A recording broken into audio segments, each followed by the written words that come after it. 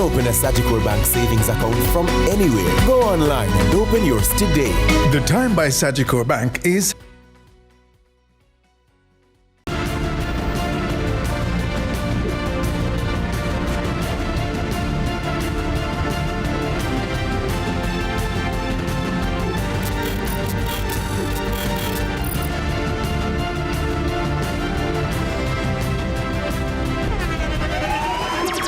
the internationally acclaimed On Stage with Winfred Williams. At a new time, Saturdays at 8 p.m. on CVM TV. So much more than entertainment. Tune in to Lead Story, weekdays at 6 p.m. Hosted by Jody Ann Quarry. Brought to you by Horizon, a new loan product from Access Financial Services. Let's delve deep into the issues. We'll take you beneath the surface. Greetings and salutations. My name is Orville Higgins, and it's another edition of Fan Central. Talking to the people at the heart of the top sporting stories. Hear from your favorite sportsmen and women and the administrators who work tirelessly to make it all happen. It's a live sports talk. I've written an entire article. Looking at all the major issues every Tuesday at 9 p.m. It's Fan Central.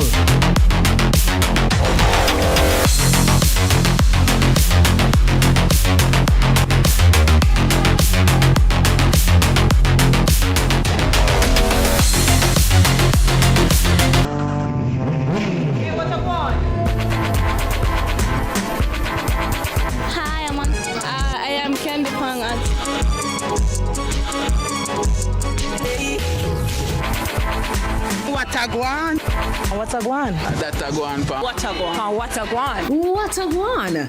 Mondays, Wednesdays, and Fridays at 8 a.m., 1:30 p.m., and 10 p.m. on CVM TV.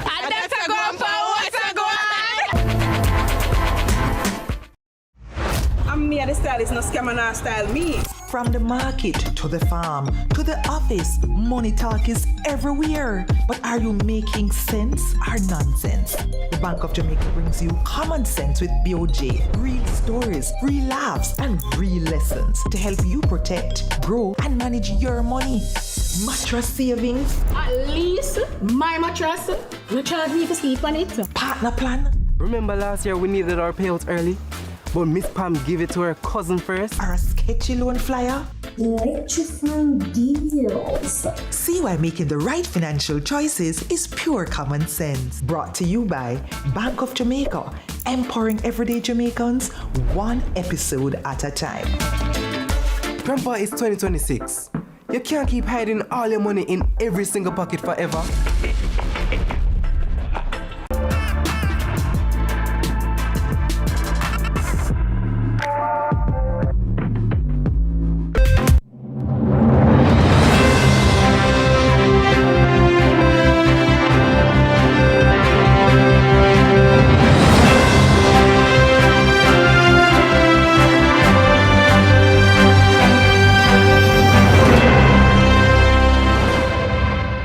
Tonight in CVM News at 7, homeless, massive fire displaces dozens in central Kingston. Clansman trial continues. Prosecution's witness pressed on victim's character. JCF Ballistics Unit details evidence in Silvera's case. While chaos is being woven into the craft sector, vendors seek immediate intervention. In our small business feature, wellness entrepreneur builds 17-year-old spa brand. And in sports, Arnett Gardens facing racing in JPL Monday night action.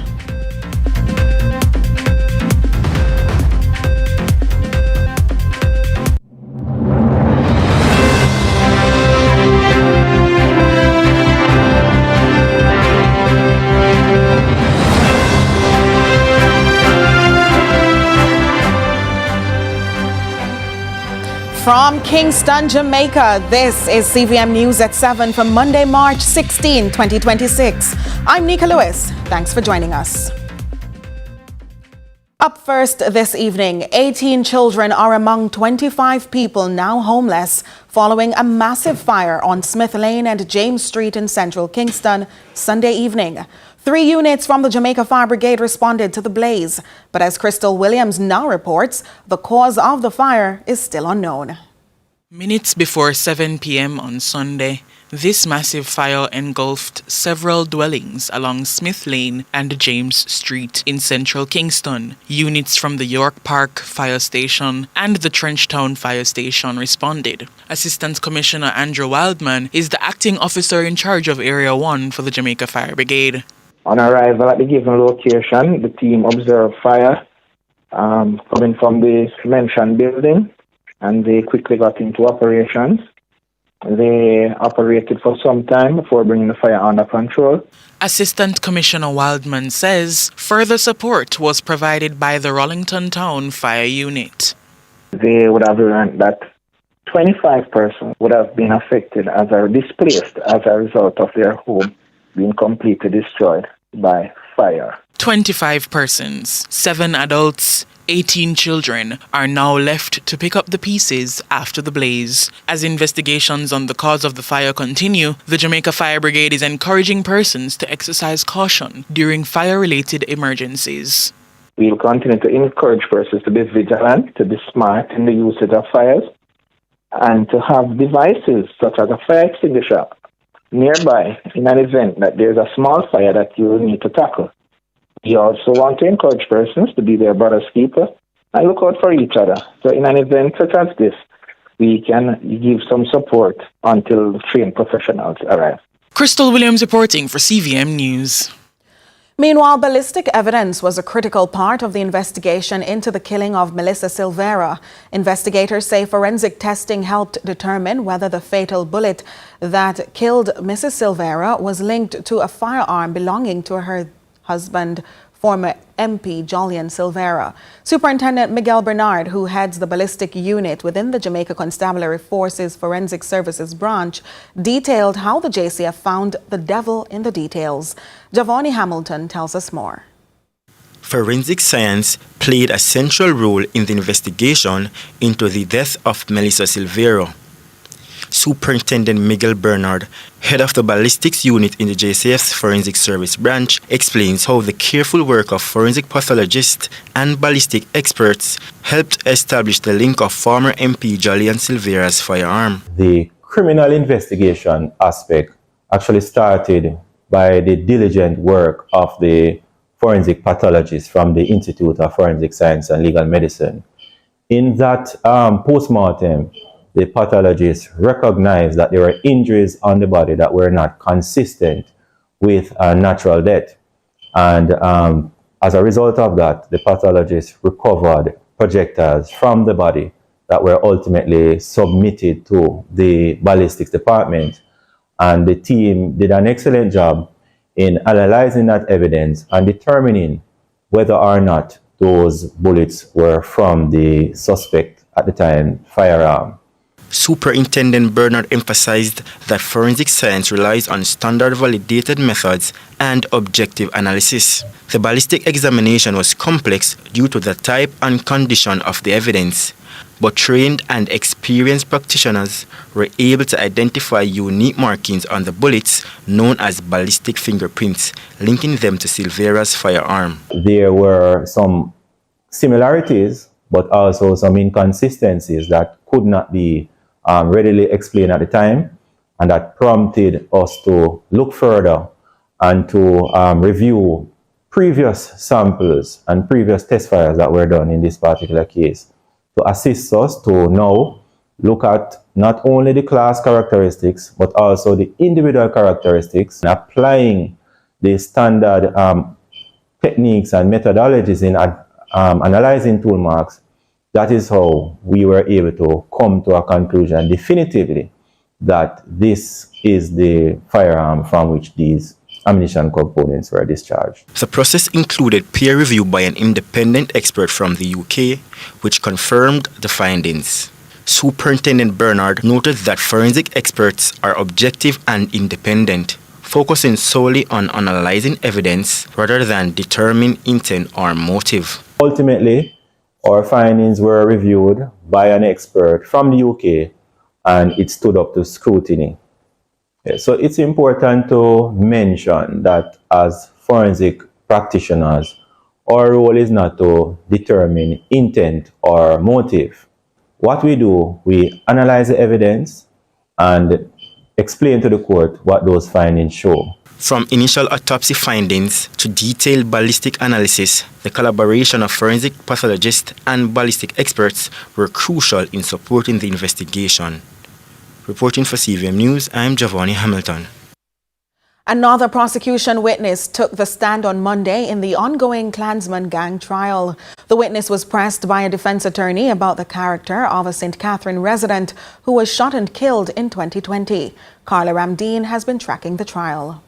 A prosecution witness on Monday told the court that he was called to identify the body of William Christian at Archer's funeral home in St. Catherine in 2020. The witness said he was able to recognize Mr. Christian because his face was not covered. When asked by the prosecution how the deceased appeared, the witness paused, sighed, and responded, "Appeared dead." The witness was later shown a photograph and identified it as Mr. Christian's red and black knapsack. The same bag an earlier witness testified was thrown from Mr. Christian's car after he returned from a shop and found Mr. Christian lying unconscious with multiple gunshot wounds on his veranda. The witness told the court that the bag was one Mr. Christian often traveled with and that it usually contained his bank cards, documents, and extra clips. When asked about the clips, the witness explained that Mr. Christian carried a firearm.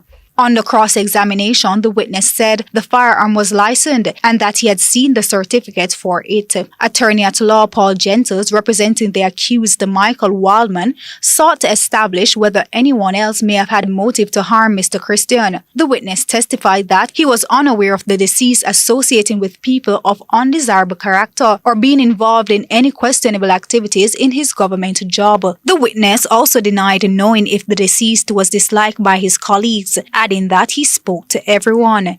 Gentles then turned his attention to Mr. Christian's personal life, asking if the witness ever saw Mr. Christian and his wife argue. The witness said yes. "You ever see her grab up him gun?" The witness said no. The witness further testified that he never heard her say she would, quote, "send man to kill Mr. Christian." He also testified he had never seen any documents relating to a life insurance policy for Mr. Christian. The defense then asked if the deceased wife was the beneficiary of such policy. The prosecution objected. The witness further confirmed that Mr. Christian was divorced at the time of his death and said he was unaware whether the deceased had been involved in another relationship. The prosecution declined to re-examine the witness. Carla Ramdeen, CVM News. Police Commissioner Dr. Kevin Blake is encouraging the men and women of the Jamaica Constabulary Force to guard against complacency, urging continued discipline and leadership to sustain recent gains in crime reduction and the prevention of further loss of life. Well, in his latest weekly message to members, Dr. Blake says the country is currently recording a significant decline in murders, but he warns that the progress could quickly be reversed if operational focus weakens. The latest murder figures show a 31% reduction in murders compared to 2025. Commissioner Blake says the figures confirm that the effort to suppress violence continues to yield measurable results. But he argues there must be continued, quote, deliberate policing and coordinated disciplined execution across all formations. Stay with us for more news right after these.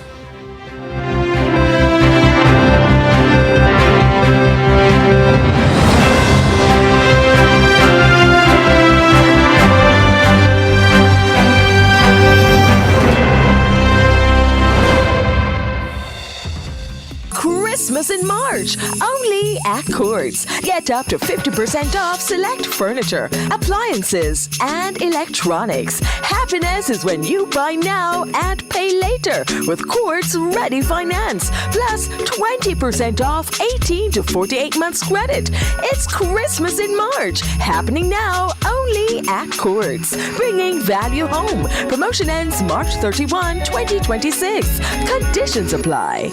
To the women who give to everyone else, this International Women's Day, gain the future you deserve with Sagicor. Get protection with Sagicor Life's Total Woman Critical Illness Insurance. 10% off and a gift from Advantage General Ultimate Woman Auto Insurance. Special mortgage and auto loan rates, plus 7,500 credit card bonus points with Sagicor Bank. Lower trading fees with Sagicor Investments. Call 888-SAGICOR to learn more. Conditions apply.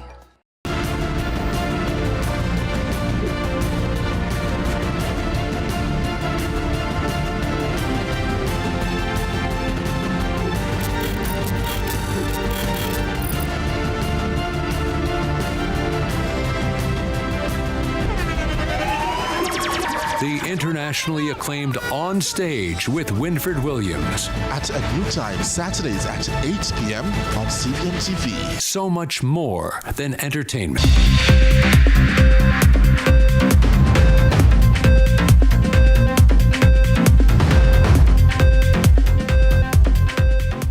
Thanks so much for staying with us. The Met Office is reporting that a low-level jet stream across the Central Caribbean will bring unstable weather conditions across the island. The low-level jet stream is expected to persist across the region over the next few days. Additionally, a trough is expected to move into the Western Caribbean tonight, influencing unstable weather across the island through Tuesday. Joining us to break this down is our in-house meteorologist, Javoy Sawyers. Welcome again, Javoy. Good evening. So what is a jet stream?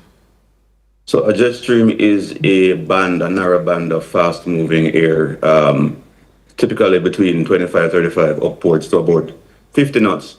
For the low levels, between 20 to 30 knots. Upper-level jet streams can be faster than that, and this is one of the things that airplanes may use to navigate, since it will push them, hence the term jet stream. What should Jamaicans expect, though, over the next few days? So we can expect increased cloudy conditions tonight, showers tonight into tomorrow morning. Thunderstorms also possible tonight into tomorrow and in the afternoon as well. And so at this point, is there any advice that you would render to marine interests, for example, Javoy? Well, with the low-level jet stream, we expect the increase in wind across our area, including offshore areas, and this will increase surf and wave conditions, particularly across the southern coastal areas. So we can expect higher sea conditions, especially in the vicinity of these showers and thunderstorms.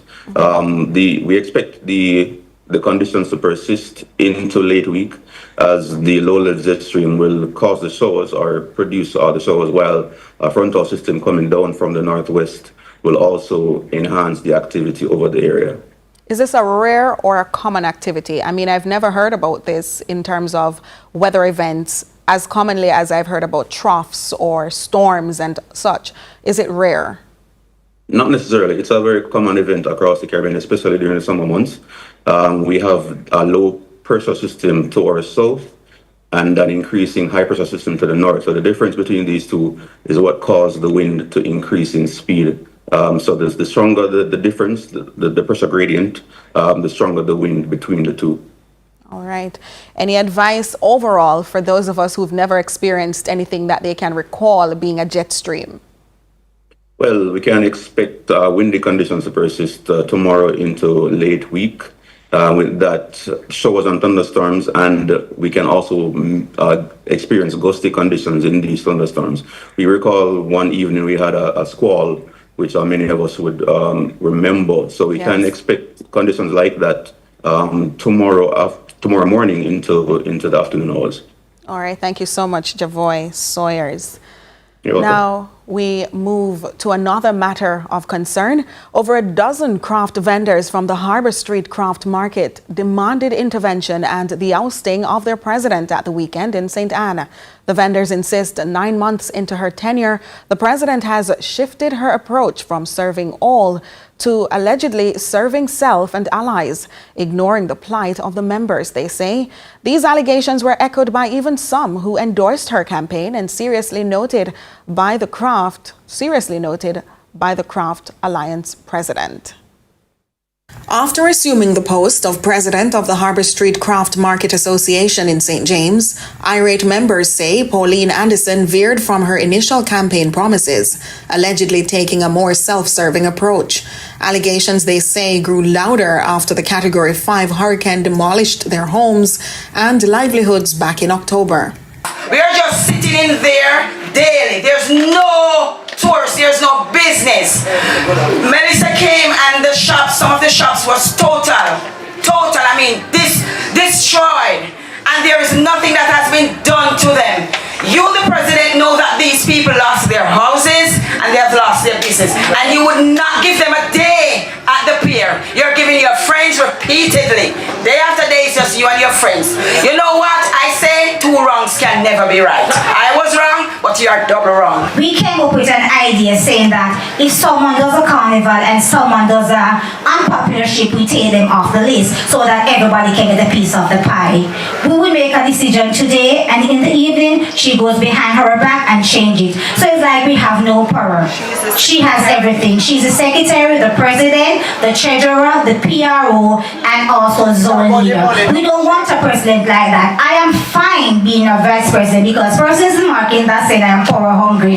I am not power hungry. Mr. Andrew Holness, we are calling upon you, sir. Please pay us a visit. And this is to the president. We need her out like right now because she's not doing anything in the market to uplift. And Harbour Street Craft Market have a lot to offer, but we have the wrong representative. Mr. Desmond Mackenzie and everybody to intervene at Harbour Street Craft Market. No, because there's not going to be no peace there. And the land of sea rights too.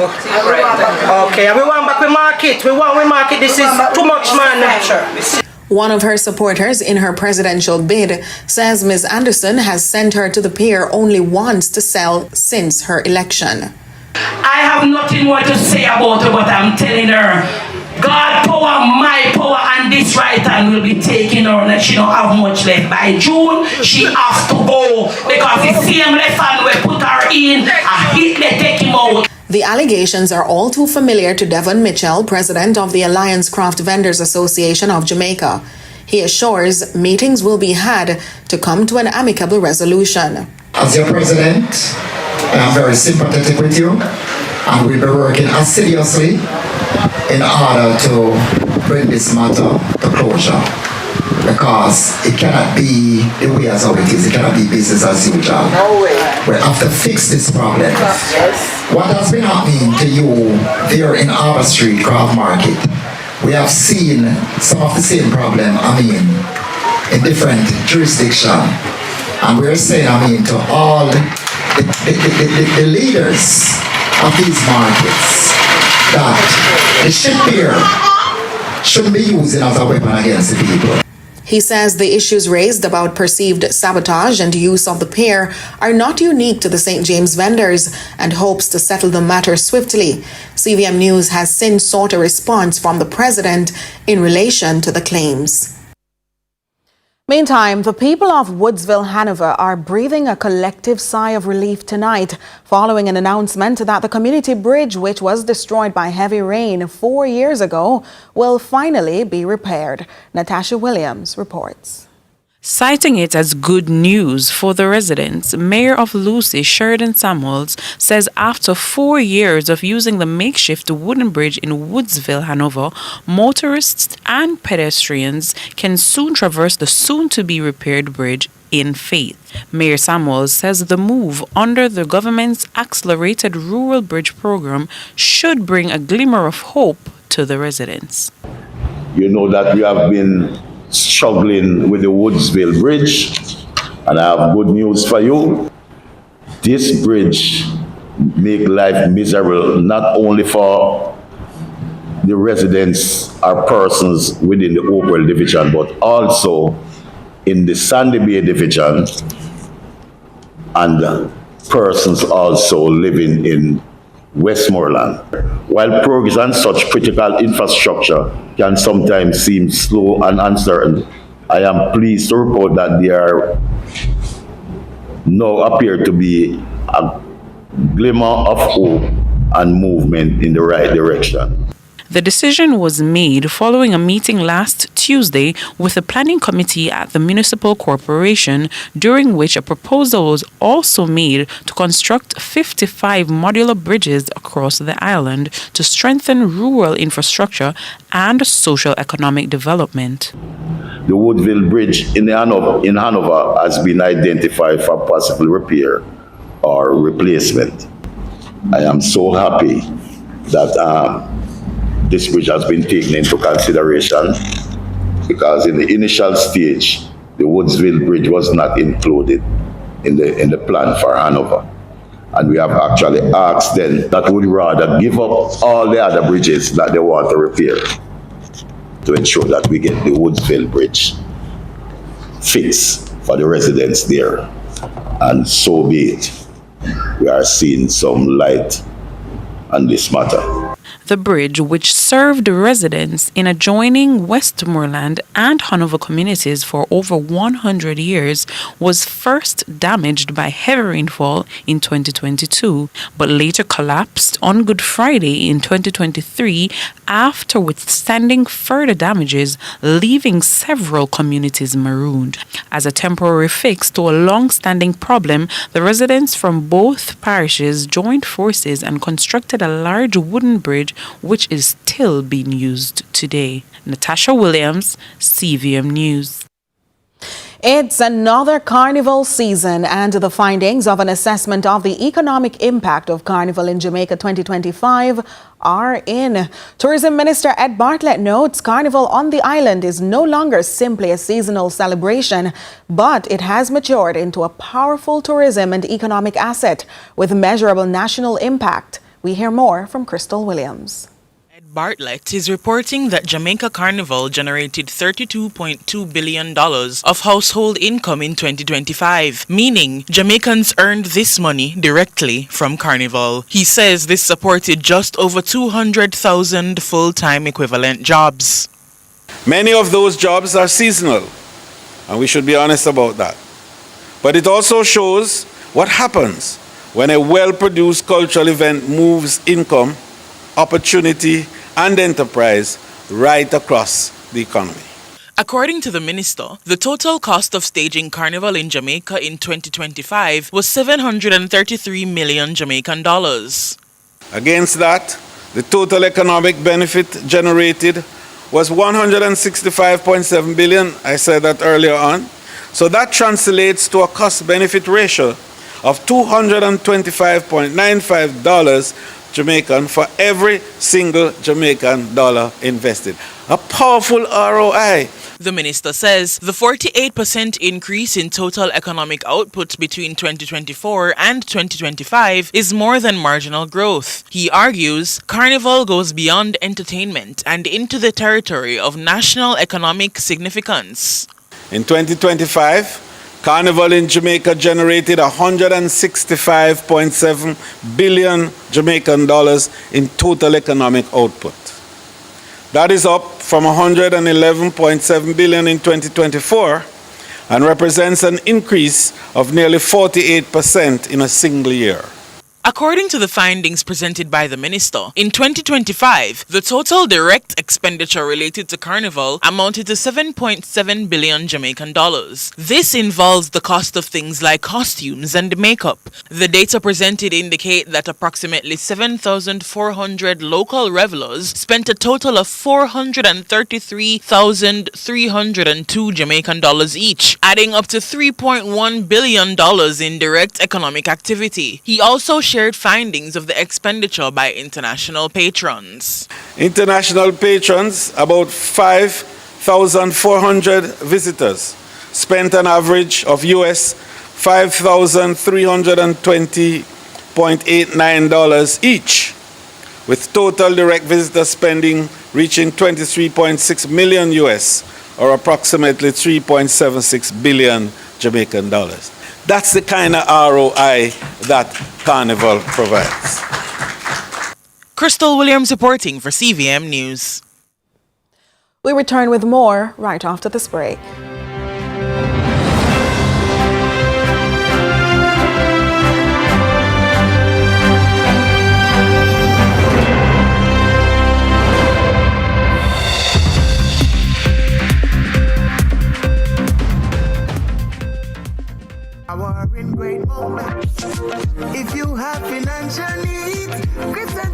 fix them for you. Power in great moments since 1992.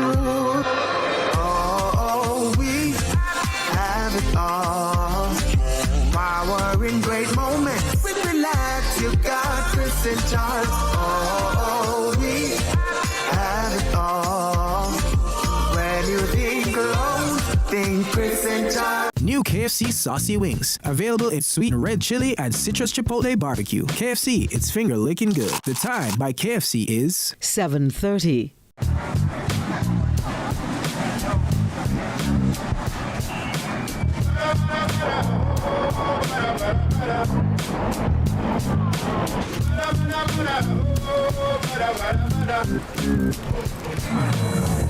New KFC Saucy Wings. Hot and spicy wings tossed in our irresistible sauce. Available in sweet red chili and citrus chipotle barbecue. KFC, it's finger licking good.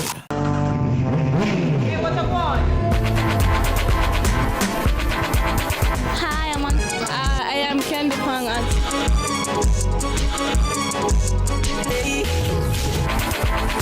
What a guan?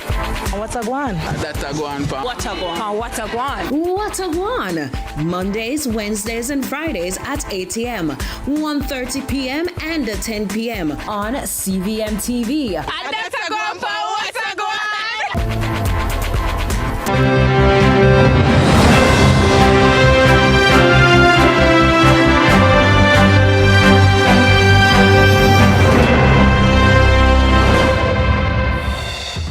Thanks so much for staying with us. This week, we take another look at a local entrepreneur who is proving that passion and perseverance can turn a dream into a thriving business.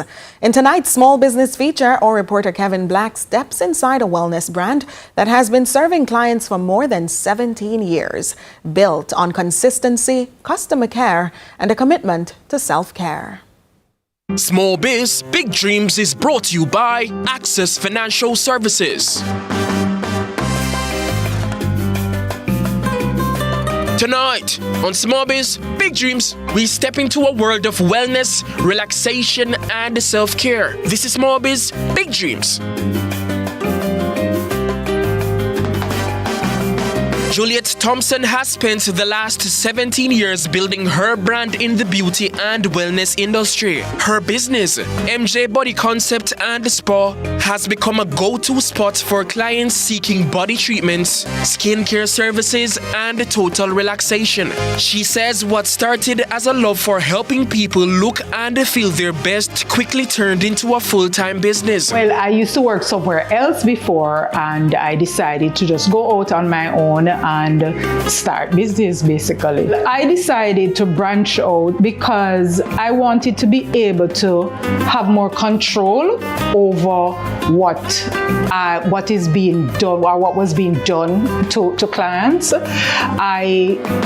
Where I was before, it was just like one size fit all. Everybody got the same thing.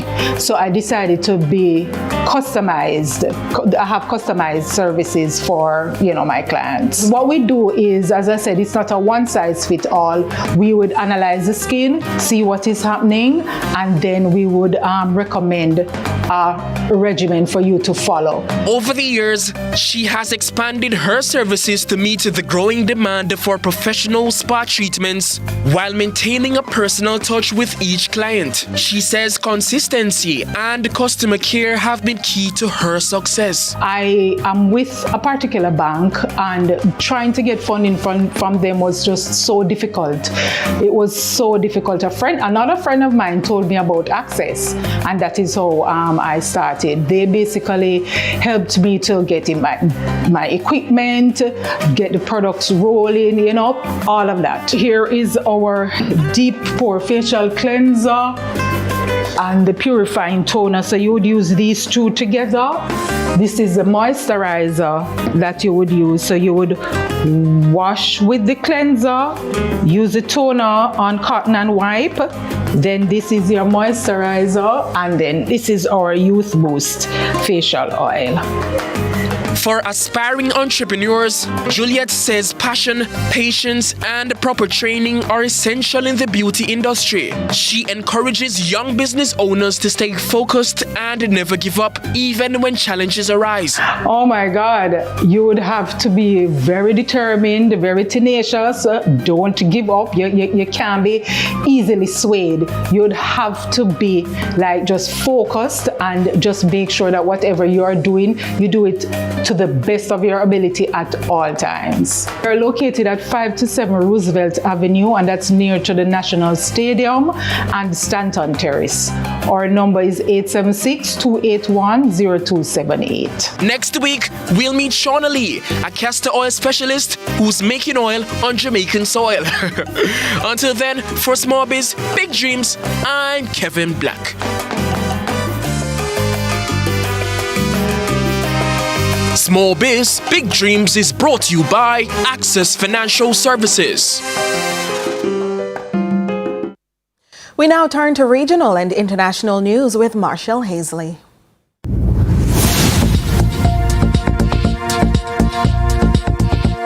We begin with regional news. Maureen Holder, Executive Chairman of the Barbados Consumer Empowerment Network, is hoping the upcoming budget will bring real relief to the high cost of living. However, Minister of Finance Ryan Strawn says Bajans have nothing to fear. CBC Barbados reports. We can see over time how increases in areas like food and electricity directly affect the cost of living for many Barbadian households.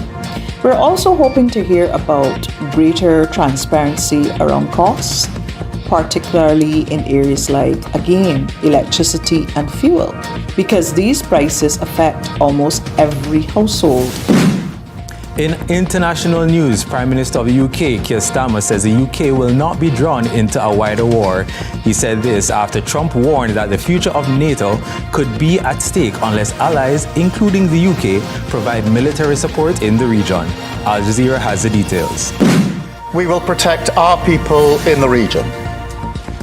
Second, while taking the necessary action to defend ourselves and our allies, we will not be drawn into the wider war. And third, we will keep working towards a swift resolution that brings security and stability back to the region and stops the Iranian threat to its neighbours. Meanwhile, South Africa's fruit exporters are facing mounting losses and disruption as the US-Israel war in Iran enters its fourth week, threatening a $1.3 billion market in the Middle East. Shipping lines have stopped taking bookings, leaving produce stranded at sea or piling up in South African warehouses, all whilst transport costs continue to surge due to oil supply restrictions through the Strait of Hormuz. We hear more from Al Jazeera.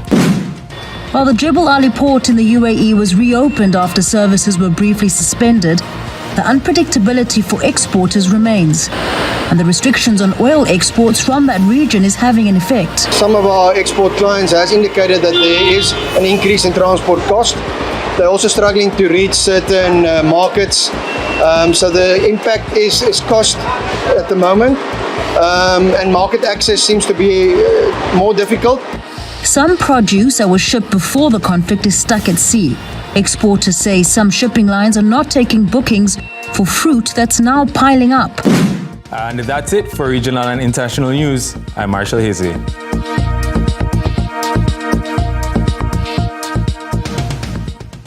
And just before the break, we promise you a budget special coming up at 8 o'clock this evening with your live team here in studio discussing these developments.